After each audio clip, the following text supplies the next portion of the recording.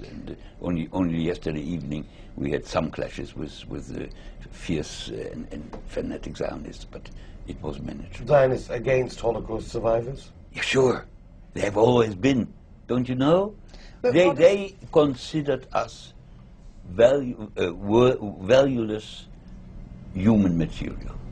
That's what they talk about. But what are these clashes that you've had, and what has been the message that you've been giving out in your UK tour? I talk a great deal about the difference between Judaism and Zionism, which are completely antagonistic to each other, and that especially in Israel, Judaism has been substituted by the Holocaust religion.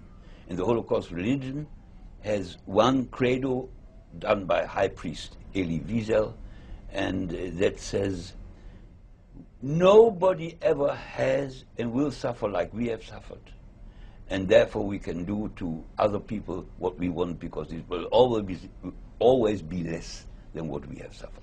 So you've just said that your message hasn't been popular with some people, the Zionists have clashed, but I've also been told that you've had standing ovations wherever you've gone. Yes.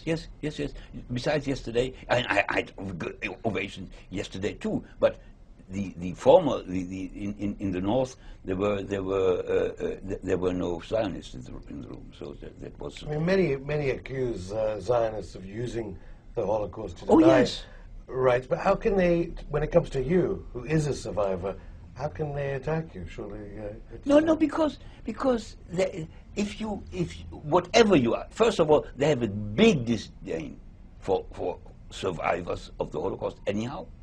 And if you are not a Zionist, they identify, they think that Zionism and Judaism is the same. They're completely different things. And look, this Hoffman says,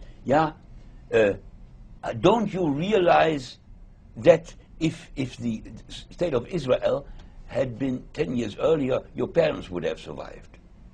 This idiot cannot understand that my This is the man Hoffman who doesn't appear on our program, but we would welcome his email if he wants to reply. But just let me finish this sentence maybe.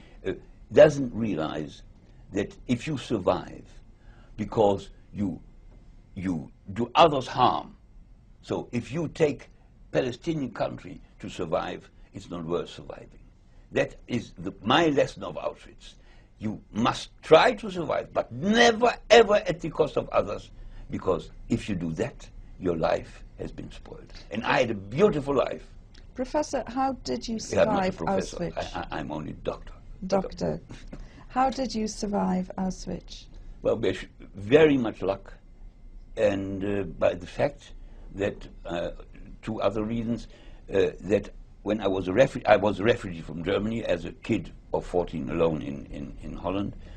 I learned to be a locksmith, and secondly, I by chance, I had a very good friend 10 years older in Auschwitz, and we helped each other. And because Auschwitz was a very lonely experience, and you couldn't, in a way you couldn't trust anybody, but I could trust him, he could trust me, and we survived together.